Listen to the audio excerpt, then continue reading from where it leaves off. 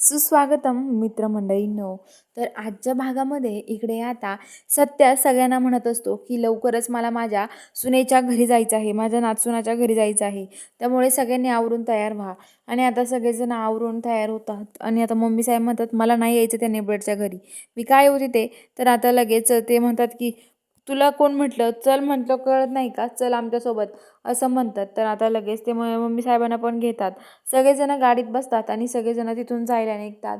तर इकडं जी मंजू आहे ती ड्युटीवर असते. ती ड्युटीवरती तिथे त्या माणसासंग बोलत असते. तो मंजूला खूप दमदाटी करतो, पण आता मंजू त्याला बोलते आणि त्याला तिथून काढून देत असते. तर आता इकडं जी मंजू आहे ती त्या माणसाचं हे बघते. ती म्हणते की कोण आहे हा नेमकं ना, हे कळत नसतं तिला. तर आता इकडं सत्यान ते आता सगळेजण गाडीत बसून येत असतात. तर आता सगळेजण येतात आणि मंजूच्या घराजवळ गाडी उभा करतात. सगळेजण उतरतात. तर आता जयदीप म्हणतो माझी सपना कुठे गेली.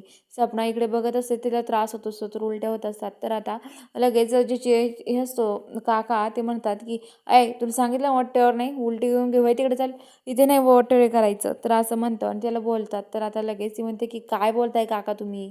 तर ते म्हणतात तेवढं तिथे मंजूची आई आणि अमृता पळत येतात. ते म्हणतात की तुम्ही सगळे आलात का. तर ते म्हणतात की हो.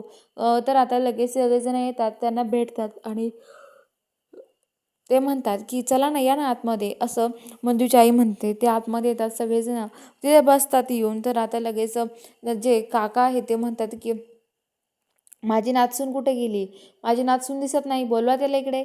तर आता लगेच ते म्हणतात की मंजूची आई अहो मंजू ड्युटीवर गेली आहे, ती घरी नाही आहे ना त्यामुळे. तर आता लगेच म्हणतात की ड्युटीवर गेली आहे का, बरं बरं ठीक आहे ठीक आहे. तर आता लगेच तेवढ्या तिथे अमृता आणि मंजूच्या आईन त्या पाणी घेऊन येतात. तर तिथे पाणी घेऊन येतात आणि पाणी देतात. आता पाणी दिल्यावरती मंजूची आई चहा वगैरे बनवते.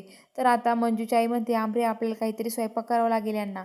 तर अमृता म्हणते मी नाही करणार आहे यांना स्वयंपाक, कोणी माणसं जाऊ दे तिकडे, आपल्या एवढा अपमान केला त्या मम्मी साहेबांनी, मी नाही ओळखते तिला, जाऊ दे मोरू तिकडे, मला नाही माहिती काही असं म्हणते. तर आता लगेच म्हणतात की अगं तुला काही कळतं की नाही आंबरे, आपल्या घरी पाहुणे आलेत ते असं म्हणते. आणि आता अमृताने ते चहा करून त्यांना चहा घेऊन येतात. सगळ्यांना चहा देतात, सगळेजण चहा पितात.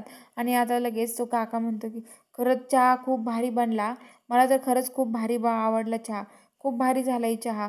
चहाची तलप लई चांगली नाही, चहाची तलप चांगली आहे पण चहा लई घेतलेला चांगला नाही आहे असं ते म्हणतात. आणि म्हणतात की चहा खरंच खूप भारी बनवला तुम्ही असं त्यांना म्हणतात. आणि ते म्हणतात म्हणजे अमृता लगेच म्हणते की अहो काका तुम्हाला माहीत नाही आहे, माझ्या आईच्या हाताला ना तर एकच नंबर चव आहे, खूप भारी चहा ते बनवते ती, तुम्ही काही बघा तिच्या हातचं, चहा नाश्ता जेवण, तुम्ही जेवणच करून जा मी तर म्हणते असं अमृता मुद्दामून म्हणते. तर आता लगेच सपना तिकून म्हणते हो हो जेवणं करून जाऊयात आम्ही, कारण की मग तुमच्या दोघींच्या हाताला खूप भारी चव आहे, खूप भारी म्हणजे खूपच भारी चव आहे तुमच्या दोघींच्या हाताला, आणि की दुसऱ्याची खायला नाही भेटलं तुमच्या हातचं आम्हाला, त्यामुळे तुमच्या खाऊनच जावा तुमच्या हातचं असं ती म्हणते सपना. तर आता ती म्हणते हो हो आमच्या मम्मी साहेबांच्या पण हाताला खूप भारी चव आहे, आमच्या मम्मी साहेब पण खूप भारी बनवतात असं म्हणतात. तर आता ते जे हे आहेत तेवढं तिथून मंजू जी असते ती ड्युटीवरून घरी येते.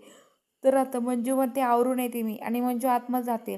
आणि आता लगेच जे काका आहेत ते बसलेले असतात, ते म्हणतात की बोलवा आमच्या नाचसूनबाईला. तर मंजूच्या आवाज देते मंजू चल ना. तर आता मंजू येत नाही. नंतर ते म्हणतात की कुठे आहे नाचसूनबाई, आवाज द्या ना पुन्हा एकदा, काय येत नाही त्या. तर आवाज देतात आणि तेवढ्यात आता त्या मंजू येते. मंजू म्हणते की काय कधी आलात तुम्ही असं म्हणते. आणि आता ती बाहेर येते आणि सगळ्यांना तिथे भेटते. आणि आता ती म्हणते की ती मंजू आता साडी वगैरे घालून तिथे आलेली असते. हे सगळं बघून तर काकाला खूपच आनंद होतो. ते म्हणतात नाचसूनबाई आम्ही तुला घेऊन जायला आलो आहे इथे असं म्हणतात. तर चला बघूया आता पुढील भागात नक्की ट्विस्ट काय असणार आहे, बघायला चॅनलला सबस्क्राईब करा.